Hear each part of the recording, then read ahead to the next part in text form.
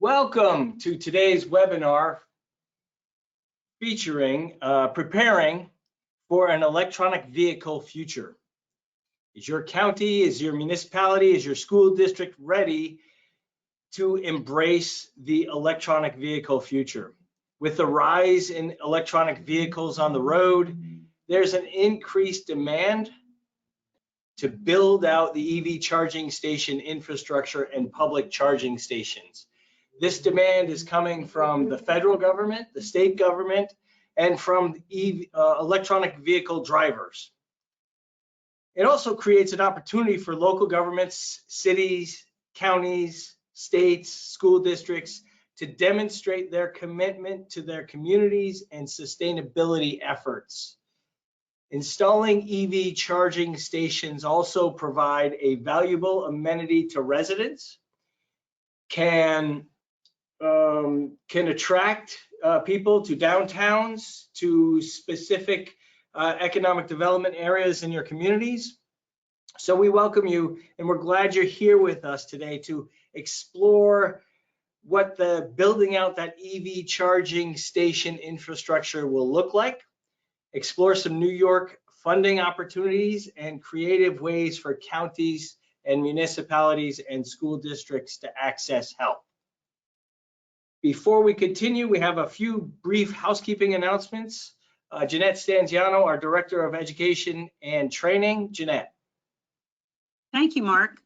Just a couple of important topics before we begin. Per usual with all NYSEC webinars, we are recording this session, and we will be posting that recording in addition to a PDF of all slides presented on the NYSEC website approximately an hour and a half after the program. Just go to our website and click webinars, and you will see the archived webinar recording and PowerPoint under today's date. We'd also like to encourage you to feel free to submit questions at any time during this presentation. The process for submitting questions is we ask you to do so in writing. Please refer to your dashboard and click on the questions tab, and then physically type in your question, and we will get to them at the end of the program during the last 5 to 10 minutes of today's webinar. Thank you so much. Back to you, Mark. Thank you, Jeanette. So we have some excellent experts on this webinar today. I've heard dozens of questions about EV charging stations and how to go about doing that. This is a great opportunity for you to ask those questions. So as those questions come up during this presentation, please type them into your questions panel. Our speakers today are from our partners at Blink.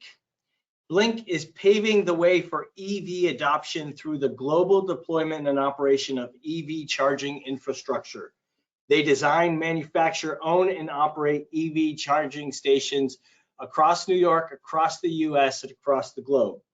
With industry-leading equipment and a robust network of public charging stations, Blink continues to develop the charging infrastructure required to meet the growing needs of the transition to more and more electronic vehicles. Our speakers today are Matthew Chen, the Director of Government Affairs for Blink, and Charles Hoyt, the Executive Sales Manager for Blink. At this time, it is my honor to turn the mic over to Blink. Good afternoon, everybody. My name is Chuck Hoyt, and I'm with Blink Charging. I'm the ESM for the state of New York.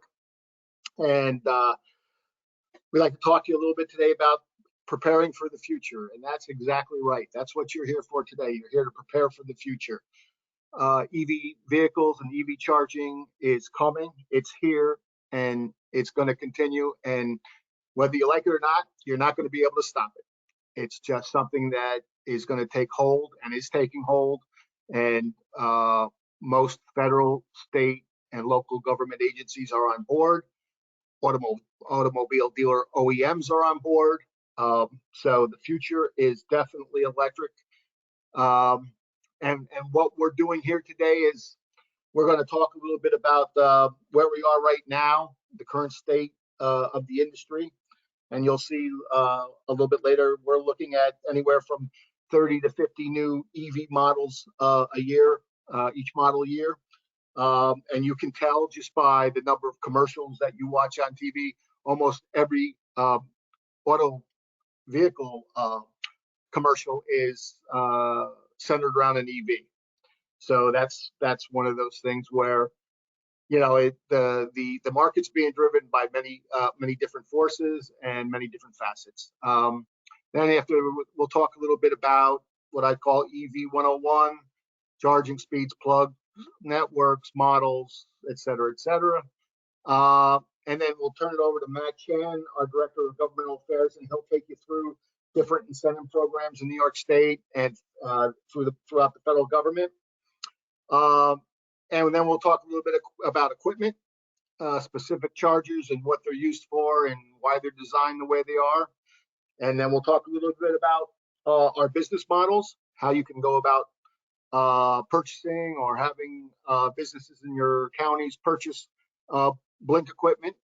And then we'll wrap it up again with Matt talking a little bit about Blink overall in general. So we can get started. Next, please. Next.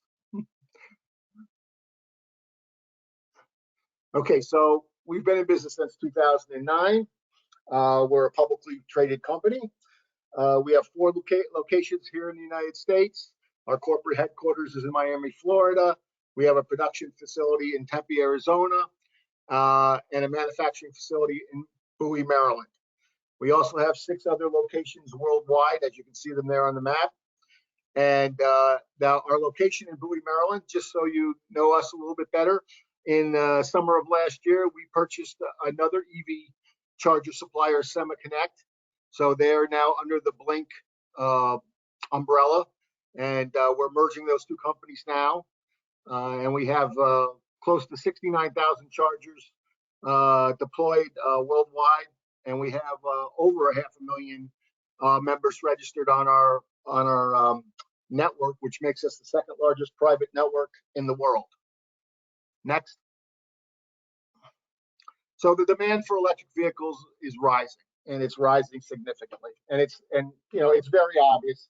You see the commercials, you see the electric vehicles on the road. We are growing at a significant rate, both not only in number of vehicles, but also as a percentage of total vehicles on the road. So when someone says, hey, we're preparing for the future, that's what's happening today. And in the future, you can, through 2030, you can expect numbers such as 30% increase in electric vehicles on the road. So basically what we're doing is we're trying to prepare the infrastructure today for the need for today, but also for tomorrow. Next. There's another forecasted 30% of EV adoption. You're going to be looking at increases through 2030 and beyond. Now, the market as it is today, many people say, well, there's just not that many EVs out there. I don't understand what all the fuss is about. But if you look at, 5 years ago, 7 years ago, you'd be hard pressed to find 5 EV vehicles on the road all day long. And now you're passing them, every day of the week on the highways, on the local roads.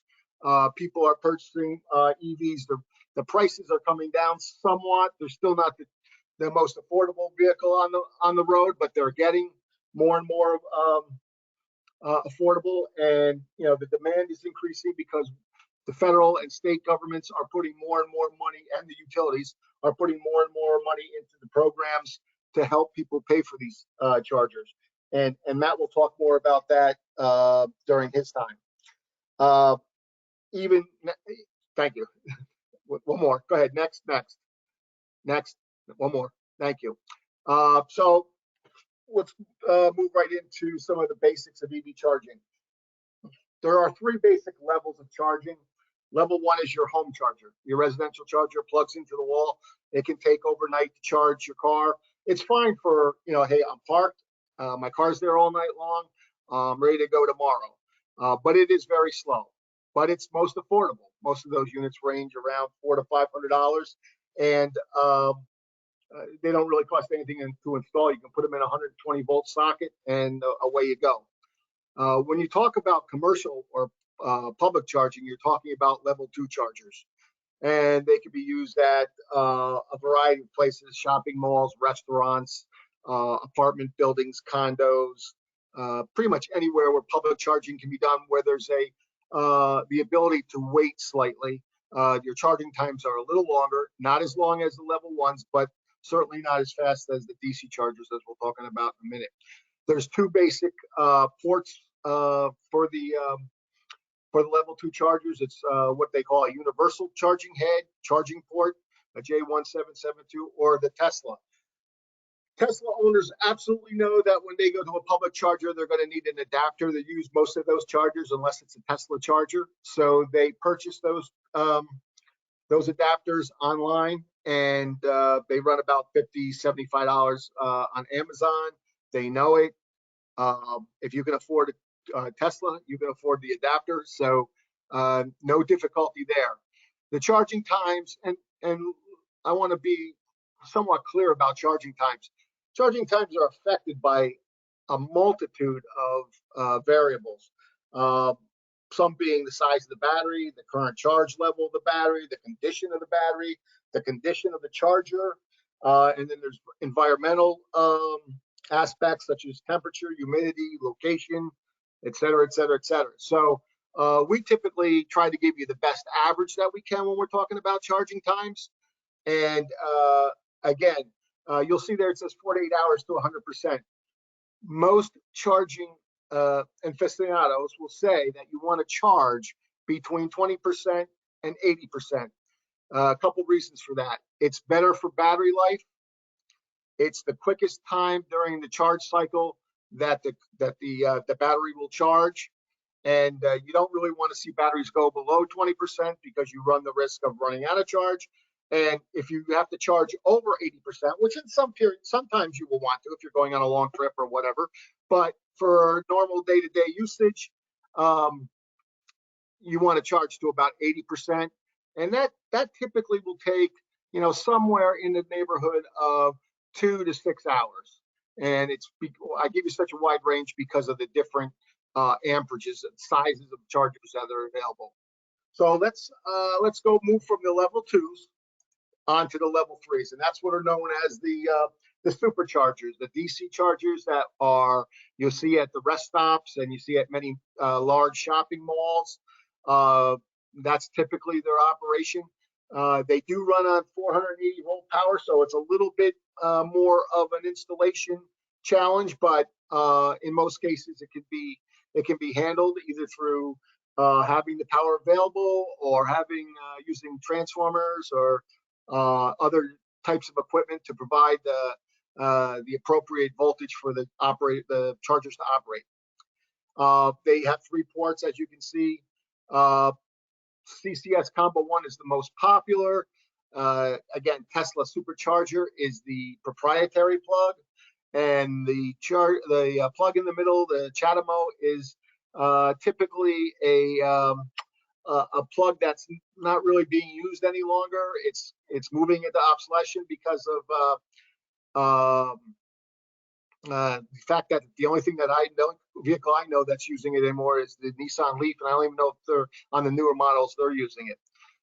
Charging times 30 minutes to 80%. Well, typically if you get into the larger 200 to 300 to 360 kW DC chargers, you're probably even lessening that down to about 15 minutes. But those units are somewhat expensive. We'll talk about that a little bit later. And typically it's about a 15 to 30 minute charge. We didn't talk much about installation costs because it's very hard to nail this number down.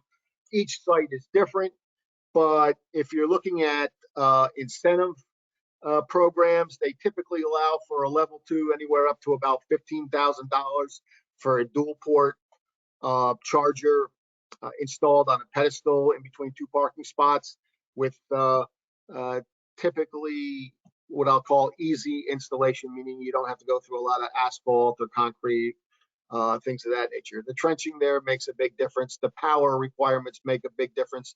Oh, I want to say one other thing is that most of the level 2s today are available at either 208 or 240 volt power, not just 240 volt power. There's a little bit of an error there on the slide. The DCFC, much more elaborate of an installation. It starts at about $20,000, $25,000, $30,000 and can work its way up into the hundreds of thousands of dollars, depending on, again, how much difficult trenching there is, what power is necessary. Do you need to step it up to 480 volt? How much conduit and wire you have to run, et cetera, et cetera, et cetera. Next. Chargers are operated in two different ways. They can be either networked, and as I said in the opening, Blink has a large network of its own, or they can be non-network, which means they're just individual chargers that are running on their own power. There's no hookup to any central network capabilities. The advantages of having a network are fairly significant. First of all, it's a pay portal. If you want to charge for your sessions and make revenue, you have to have some way to collect funds, and either via the credit card, an RFID card, or whatever method. So the network acts as a pay portal. So that's very important. Secondly, and also important, is the network allows you to monitor the units. So if there's a firmware or a software problem, many times it'll show up in the monitoring, and we have a network operations center in Arizona that can send out updates over the air. You don't even need to send a technician out to get the problem solved. Also, it helps when diagnosing a problem. The owner of the charger can go out and say, hey, look, this is what we're seeing. And our techs at our network operations center or our NOC center will be able to see exactly what's going on with the charger. It also allows for the local management. The owner can set his charging fees, can set different charging groups. Also can use download different types of reports, such as usage reports, which are required if you have a funding to the project. Typically, a utility or a municipality or an agency would want to see the usage reports and one or two different reports that can be downloaded from the network. So that it runs a fairly different, fairly important aspect on those two counts. But also it allows you to be on, if you are charging for sessions, it allows you to be on all the paying maps, the Apple, Google, PlugShare, as well as our own Blink app, so that people can find you, which is a very important aspect of having a revenue generating chargers. Next. Okay, we're going to wrap it up here, and we're going to send it over to Matt so that he can take you through the incentive programs and governmental collaboration. Matt, take it away. All right, thank you, Chuck. So this is a really exciting time to be involved in EV charging and EV charging policy, because there's just all kinds of initiatives coming from the federal, state, local, and utility levels. As you might have heard last year, the Inflation Reduction Act was passed by Congress, which really supercharges a lot of the tax credits that are available for installing charging stations and other fuel infrastructure. A year before that, in 2021, Congress also passed the Infrastructure Investment and Jobs Act, which is going to provide a significant amount of federal funding for charging stations all across New York. But the state itself ranks very highly in terms of what it's doing for EV policy. There's a report from a nonprofit called Americans for an Energy Efficient Economy, and they actually ranked New York #2 in the country for its public policies at the state level for EVs. So keep in mind that as we go through these incentives, there are ways that you can also mix and match them. So don't just think that you can apply the federal credit and maybe you can't get something from the state. There are ways that you can really layer them and really derive a lot of value for your business or your county, city, and so on. Next, please.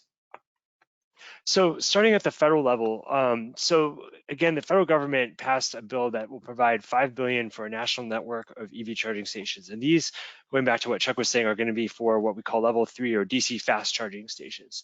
New York is going to get around $175 million, again, over roughly 5 years. And these will be essential for people doing road trips and they're leaving New York City and they're going upstate. This will help ensure that they can get really, everywhere they want to go around New York that is closely connected to an interstate. It will also be very easy to charge because the federal government is putting in some very clear standards that these stations have to meet. So it will ensure the reliability and long-term life of these stations. Additionally, though, there are also $2.5 billion in discretionary funds that will be coming from the federal government. And so counties in New York, cities can apply. And in fact, the main applicants for these $2.5 billion grant opportunities must be public entities. And so New York counties and cities can actually work with companies like us, but others, and as well as school districts, for example, and apply for specific project funds. And these are going to be applicable to a really wide range of use cases. So if you're interested in developing electric school buses for your location, the EPA has another $5 billion, and then you can also go and look at these infrastructure programs too. Next, please. So we talked a little bit about the $2.5 billion in charging, and again, it's also worth keeping in mind that this specific set of funding is really going to support charging at more local levels. So that can be projects that will support charging at, say, public libraries, again, for schools, and other locations where people might be parked for a long amount of time. And in those situations, level 2 charging makes a lot of sense because you can install quite a few of those chargers where you might be only able to install a handful of those fast chargers just because of the significant costs that go into those. Next, please. So again, New York is a real leader when it comes to EV policies around the country. As you know, New York has a very ambitious scoping plan for climate change that runs around 445 pages. And there's a really good overview of what the state's done starting on page 162. I'm not going to go over all of that here, but you'll see that New York has a goal of 3 million EVs on the road by 2030. Again, getting 70% renewable energy by 2030, and then also looking to the role that building codes can play, which is really big in helping to make EV charging more affordable for all New Yorkers. Keep in mind that if you can really put what we call make-ready infrastructure in for charging when construction is actually underway, it is a significant order of magnitude cheaper to do that than it is to retrofit a building after construction. So keep in mind that New York has incentives and rebates not only for the charging infrastructure, but also the vehicles. So you can actually go and get a $2,000 rebate from the state for an electric vehicle, but then you can also, depending on if the vehicle meets the federal requirements that are newly in place, add on either part of the $7,500 federal credit or possibly the full amount, depending on the vehicle. In addition, there's a Charge Ready New York program that has $4,000 per charging port, and then you can get up to $8,000 per charging port from Clean Fuels New York. Another really key point is that although Charge Ready New York ran out of funds from 2022, I think very soon in this quarter, we'll hear more about their next tranche of funding that's coming forward. Blink has also worked with businesses in New York at Four Brothers Pizza, just to give you one example, to deploy charging stations. So we're very well familiar with what the landscape is in New York for charging. Next, please. In addition, utilities, including National Grid, offer make-ready incentives that can cover up to 100% of the cost of putting some of the infrastructure in. So when you look at what you can do at the federal, state, and utility level, it's quite impressive. It can make a significant dent in both the capital cost for acquiring a new EV, but also to put in the important infrastructure, which is just essential. And really, as you think about your say county fleets or school bus fleets, it is really important to take a step back and think about how do you plan the infrastructure as well as the vehicles at the right time. And talking to your utility early is an important aspect. Next, please. Chuck, over to you.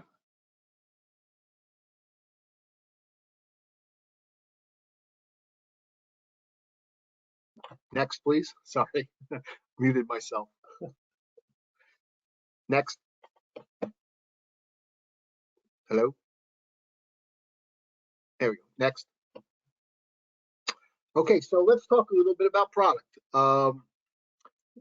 Blink has a comprehensive line of level 2 and level 3 chargers. We cover the gambit on pretty much anything that you could possibly need or would want to recommend to anybody who's putting chargers in your counties. Let's start with the left upper corner, the Series 4 and the HQ200.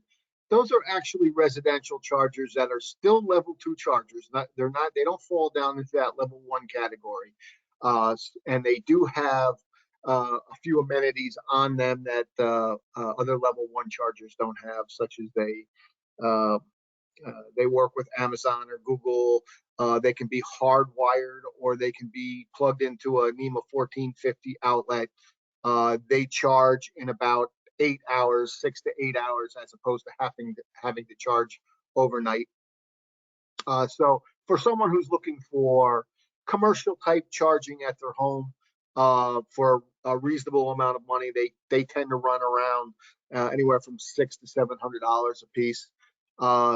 These are the two models of Blink's line that they would look at. They're available on Amazon and through a lot of local electrical suppliers.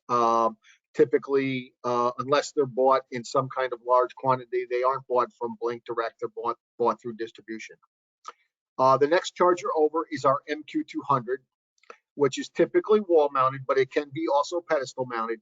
It's been designed for and gears toward the multifamily market and the fleet market, anywhere that might have condos or apartments or mixed use retail that don't require real fast charging. These chargers tend to give you that 60% charge I was talking about in about somewhere around 3 to 5 hours. Depending on all those things that I talked about before. So this typically is the type of charger where it might be mounted in a parking garage of a condo complex or an apartment complex where you pull the car in, plug it in, go in, have dinner, relax a little, then come back out and move your car for the next person to come in and charge. It tends to have limited pay methods, such as the RFID card and the Blink app. But if this is your main location to charge your home, those type of things don't really play an effect.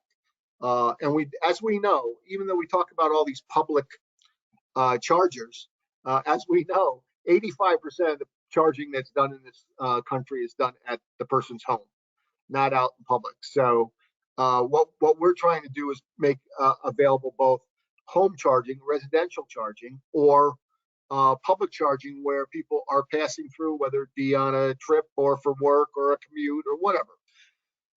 That's what the rest of the commercial products are aimed at. So the other application there besides multifamily is the fleet application, which may be attractive to many of you folks, whereby you have 6, 10, 12 county vehicles that are now going to be turned to electric vehicles, and you need to charge them overnight for the next day run, whether they be a code enforcement or delivery vehicle or whatever it might be.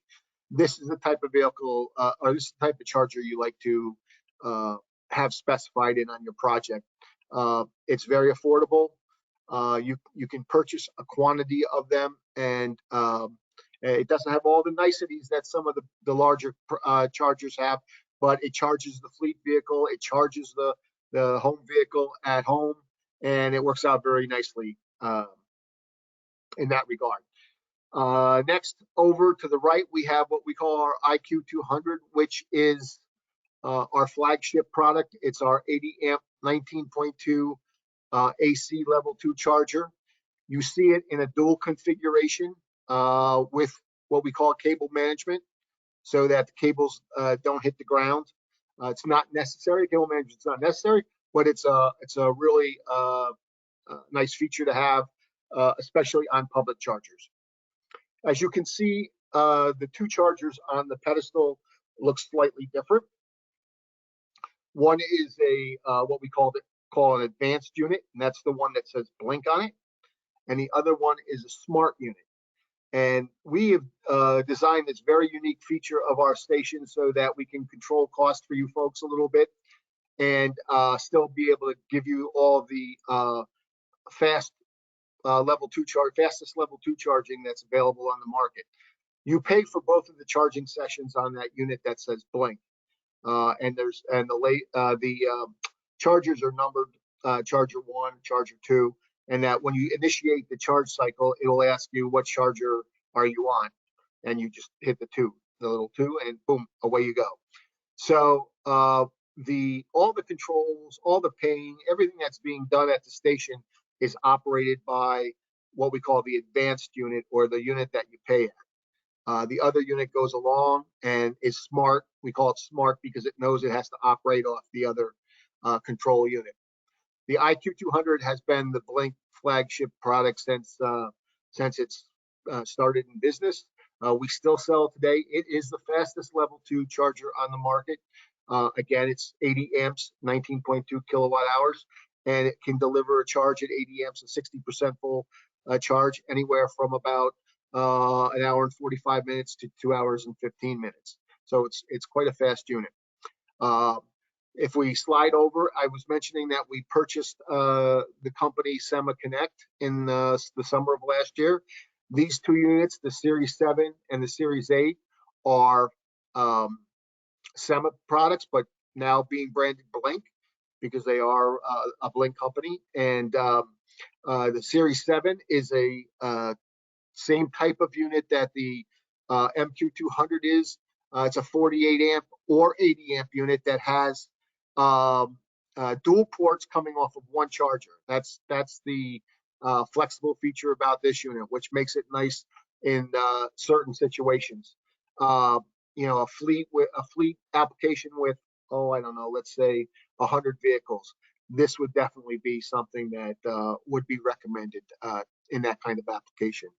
The Series 8 is an 80 amp unit, 19.2 kilowatts. Again, one charger, 2 ports, and it has an external credit card reader. Other units are tap to charge with credit cards. This has its own external credit card reader that many people that specify, and owners like to have that, just see that extra piece of equipment. They know that the sessions are being charged that way. And again, Sema developed that. These two units are manufactured in Bowie, Maryland, and are readily available from Blink for relatively short lead times. As we skip over, we're going to talk about DC fast charging, but I want to bring you all the way back to that little small unit all the way on the left, which is the 30 kW single port DC fast charger. Very affordable, gives you about 45 minutes to an hour needed for a full charge. It works again on 30 kW. It has a variety of pay methods that are available to it.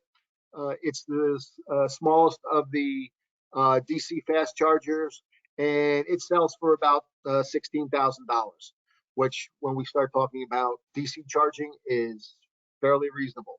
It can be wall mounted, or it can also be pedestal mounted. It requires a very small footprint. So if you need DC charging, but you don't have a lot of space to put one of the larger units in, the 30 kW DC charger fits the bill perfectly. Now let's skip back over on the other side of the page, and we'll talk about our DC fast chargers. We offer chargers that range from 60 kW to 360 kW, the most popular of ours being 60, 120, 180 kW units. This is what I like to refer to as the gas pump type unit, because most of people understand what that looks like. As you can see, it comes in with built-in cable management. It has a large screen. This particular unit shows a CCS1 port and a CHAdeMO port. You can tell that by the two different colors. And sorry, something flipped up on my screen. And you can see that it's got an external credit card reader also. These units tend to charge vehicles anywhere from 15 minutes to 40 minutes in duration, depending on the output size that you have. They all require 480 volt power. So sometimes that needs to be addressed early on in this preparation stages. We'll talk about that in a minute. And they start out at about $30,000 and range up to anywhere to $300,000 in cost. The NEVI program that we talk about utilizes this DC charger. Matt was talking about DC fast charging, and this is that charger that would be utilized. These are not chargers for municipal parks or in front of the courthouse or things of that nature, unless you have an awful lot of traffic in those areas. But these are the type of units that go along the highways, in the rest areas, in big shopping malls, areas such as that. Next. Okay, we're back to the Blink network again. We talked about this before. It's pretty much the same size, same slide in different format, but the network is very important. And a lot of people say, oh, absolutely, you need to be able to charge for the sessions. Yes, that is an important feature, but I think personally the most important feature is giving Blink and the host the opportunity to monitor the units and be able to make changes and be able to download the reports that it needs. That really is the most important feature of the network. Yeah, you want it to be on all the other map applications, and you want it to be visible and so forth. But the fact that there's someone looking out for that piece of equipment that's out there, and you can download the information that you need, and you can make the changes that you want to make at the host location, I believe is the most important feature there. Next. Okay, Blink opportunities. These are what we call our business models. These are the 4 ways that a customer can go about obtaining Blink EV chargers. So let's first talk about host owned, because that's what everybody's going to be well aware of. It's like buying a pair. I like to say it's like buying a pair of shoes at Macy's. You buy them, you put them on, you wear them, they're yours. We'll support you with warranty and operations and maintenance and all that good stuff. But you're going to do your rate fixing. You're going to get all the revenues, et cetera, et cetera, et cetera. That's on one end of the spectrum. Now, if you go all the way down to the buyer and talk about Blink-owned turnkey system, this is where a host comes in and says, hey, I have a really good spot for EV chargers. I just don't want to be in the EV charging business. I'd like you to come in.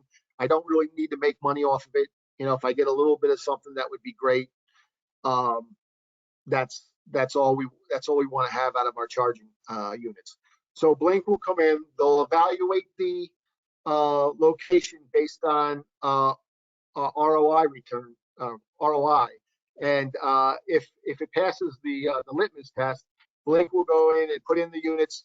They'll own, they'll operate, they'll reimburse for the electricity. The only expense that the host has to pay is a network fee to get hooked up to that network, and it ranges $216 a port a year. So for that, the host gets 5% of the revenue, and Blink retains 95% of the revenue. But it all depends on your objectives for charging. If you want to offer it as an amenity to your guest, or if you want to offer it at your apartment complex, so forth and so on, then you might not want to need all that charging revenue, and you might want to use a Blink-owned turnkey system. And again, everything is covered, even the electrical cost that's used. We reimburse on a monthly rate, along with the payment for the revenues. So the 2 models in the middle, we'll talk about the hybrid first. The hybrid is very much like the Blink owned, only the host is responsible to get the power from the power source to the charging station. So basically they have to upgrade the power capacity if it need be, run the conduit, run the wire, pour the concrete base if necessary, and then Blink will come in and mount the mount the charger, operate it, maintain it. The host pays for the electricity and the monthly fees. And for that, they get 40% of the revenue and Blink retains 60%. So it's like a co-ownership type situation. That a lot of with the advent of the make ready programs, the host can actually turn this into a Blink owned system by getting a rebate for all or some or most of the infrastructure costs coming over. So it works out quite well sometimes for the host. The last model is the Blink as a service, which is our subscription based model, whereby the host purchases the chargers on a per monthly fee. They don't have to pay a monthly fee in this one, as far as a monthly network fee. They get 100% of the revenues. The only thing they have to do is bring the power over to the unit, and we take it from there.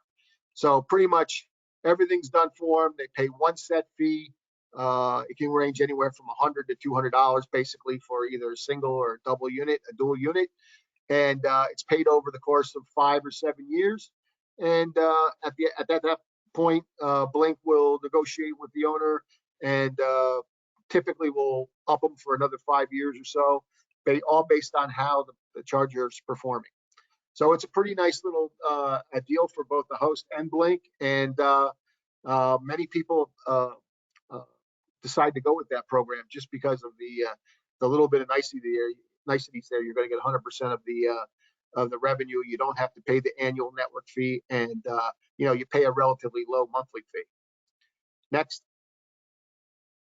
Okay, how do we get these things in the ground? Well, once we've decided what you're going to buy, how you're going to buy it, who's going to pay for it, how you're going to buy it, the business model, who's going to pay for it, the funding options, we will send out a representative to do a site assessment of your location. Now, I tell my customers that Blink will do as much for you as you want or as little for you as you want. If you just want to buy the units and you've got your own installer and you're going down the road and you know what you want to do, that's fine. But if you think you need help with, prepping the site, finding, exactly what electrical capacity you need, installing the unit, commissioning the unit, all that installation type work, we have installation partners nationwide and several throughout New York State that we can bring in to do that work for you and pretty much offer a turnkey operation from start to finish. The commissioning process is the last item that the electrician or the installer has to do, and he does that via cell phone with a Blink knock rep. They go through a few procedures. They send in a few photographs, and then your your charger is activated, and away you go. Once the units are activated, you get an onboarding call from Blink, and they get your account set up. They'll set up your charge rates and everything for you the first time, and they'll do it every time for you. If you feel you want to change something and you're just not sure, you can give the account management department. Typically, you'll get an account management rep, and they'll give you their name and their email, and you can contact them and say, hey, I need to have my rates increased, and I'm not really sure how to do it. Could you do it for me? They'll be happy to. And of course, it's the ongoing support that differentiates us from pretty much every other EV charger manufacturer out there. Blink is very customer centric. We tend to drop what we're doing if we have a situation that needs to have some kind of support at that moment. And I think our customers will vouch for that wholeheartedly. Next. Okay, Matt's going to finish you up and take you home with the NISAC legislative conference. Well, thanks, Chuck. Yeah, so, we were honored to participate at the legislative conference, and our Vice President of Fleet, Amy Dobrakova, gave a panel presentation about Blink, and one of the things she mentioned that I think is worth just adding here is that we're one of the key providers to the U.S. Postal Service in their initial run of EV charging stations as the whole entire Postal Service looks to transition to zero emission vehicles. It's a really exciting time, and it's going to make a real difference in the communities where these vehicles go in and out every single day practically. Additionally, we had a booth with my colleague Randy Ettman, who's originally from Albany, and we had a lot of interested members from the organization come by and ask questions, and we were able to really show what our technology can do, and it was a really, really interesting and enjoyable session. The one other thing I want to add too from a policy point is that New York State also has a $5,000 credit up to 50% of the cost of installing charging stations. So there are just a lot of different angles here to consider when you're moving forward. And then finally, yesterday, the federal EPA issued a proposal which would try to move the country towards as high as 67% or 2/3 EVs for new vehicles by 2032. And that is really ambitious, and not everyone's sure if we can meet that on that schedule. But this just shows you how quickly things are changing. And again, it's a really exciting time, and we're grateful to have the opportunity to speak with you all today.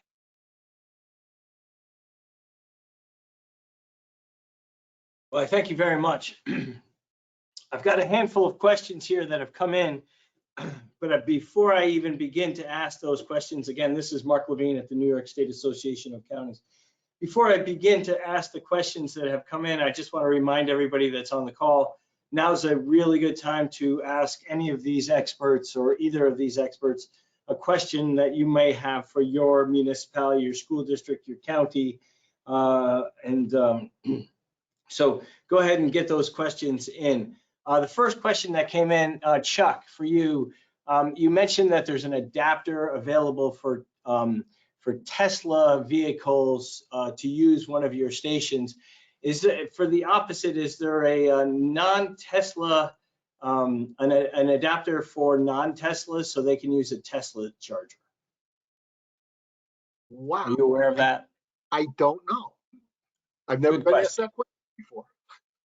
Yeah, that's a good question. So, well, Chuck, you go ahead. I believe not. I believe not.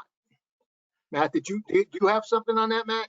Yeah, so the Biden administration had some pretty intense discussions with Tesla, and so Tesla has agreed to gradually open a percentage of their US superchargers and other stations to non-Tesla vehicles, and that is really just in the beginning stages.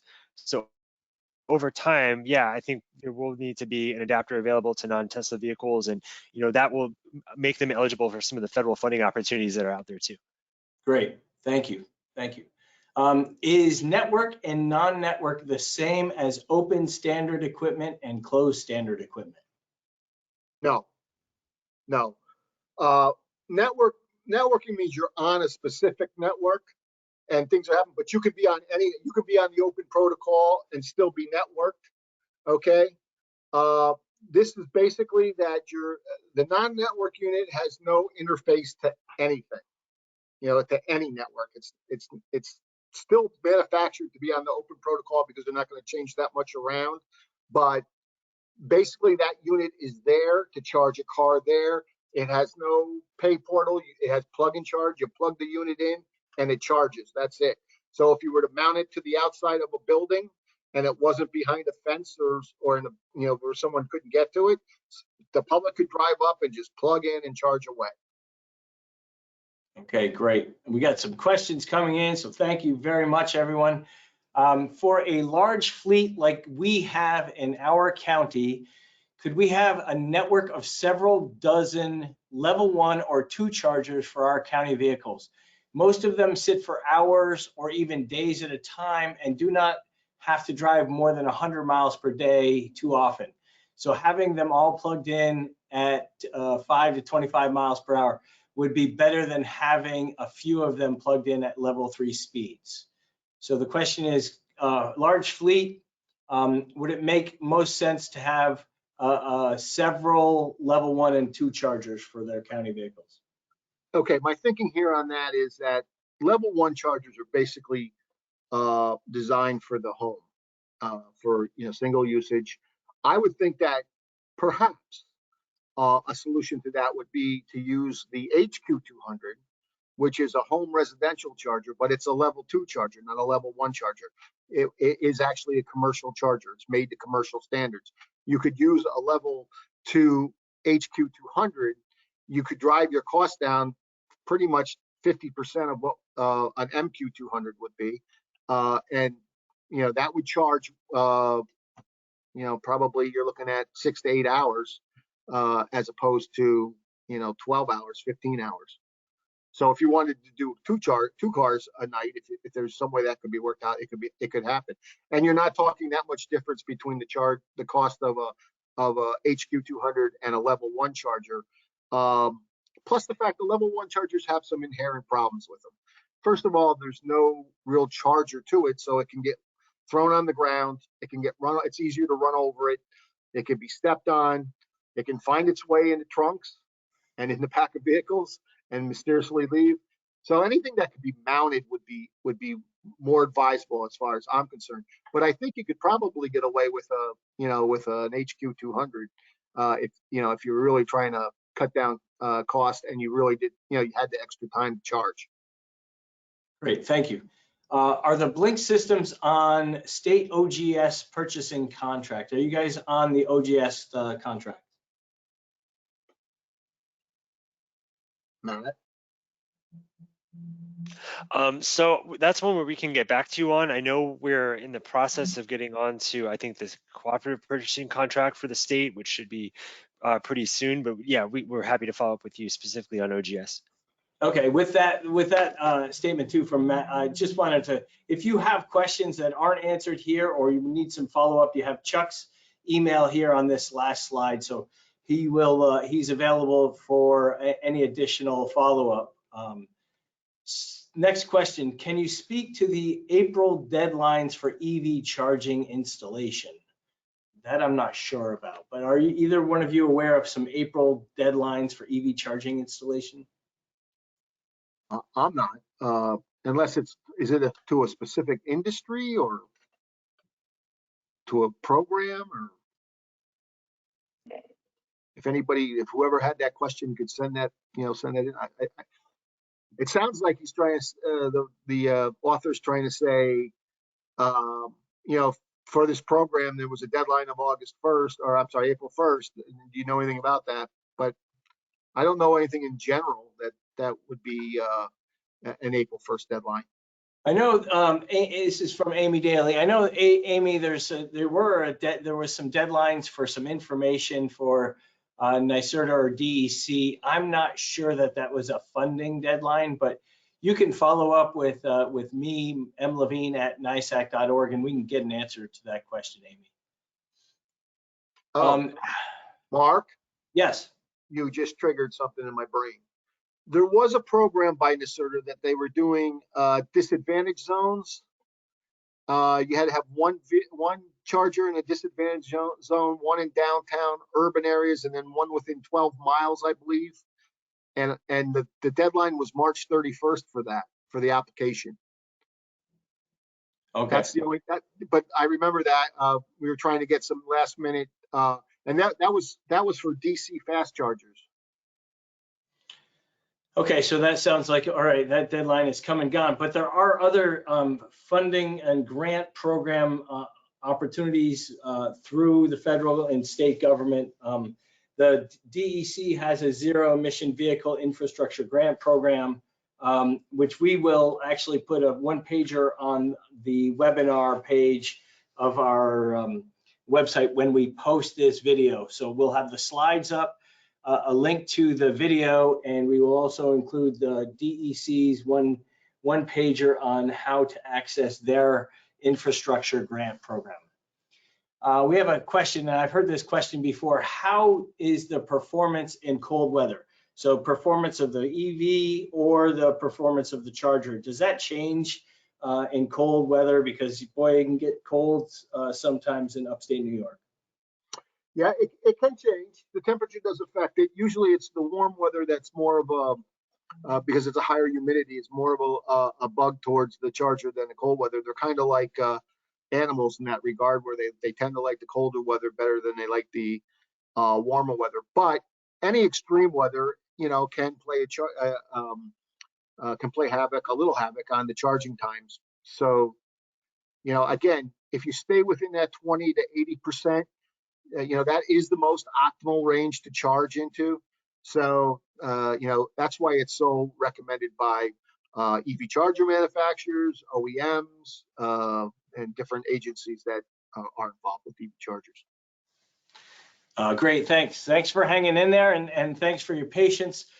Stay with me on this question. Given the NIST, the National Institute of Standards and Technology, recently removed the designation of tentative code for electric vehicle fueling systems, assuming New York State will adopt the NIST code, has there been any consideration given to municipalities that have purchased or are considering purchasing EV chargers that have not been approved for commercial use yet and may not be able to pass the accuracy tests that are required for commercial vehicles under the permanent federal code? Chuck or Matt? Matt? Yeah, I mean, that's one where we could talk to some of our engineers and get back to you. But I mean, I will say, I know all of our chargers are Energy Star certified through the EPA and have to meet rigorous weight and measure requirements through the state of California. So, I mean, to my knowledge, we've always been able to meet those without any issues. Okay, thanks. What is the expected service life on these Blink charging stations? And is there a warranty period? Yeah, the expected life cycle of the unit is 10 years. Okay. Most of them haven't been in operation that long, so it's expected. The warranty on our units, the standard warranty on the level 2s is 1 year parts. The standard warranty on a level 3 is 2 years parts. And we have 3, 5, and 7 year extended warranty programs for parts and labor. Okay, great. If the site is not ready for a charging station, are any programs or do you offer, or is there technical assistance or financial assistance available to help counties with infrastructure upgrades, specifically utility side infrastructure or increasing amperage to charging site? I know utility companies offer assistance as mentioned, but are there other entities offering assistance for installation costs?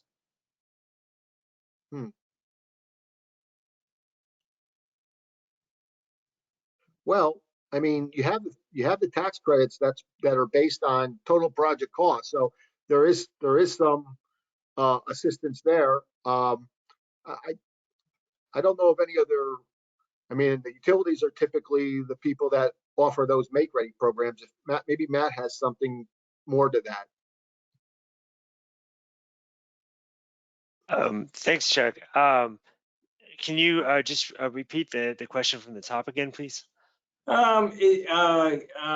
Is there technical or financial assistance available to counties for infrastructure upgrades, specifically on the utility side, or increasing amperage, or to the charging site? So this is a big issue, and one I've heard before.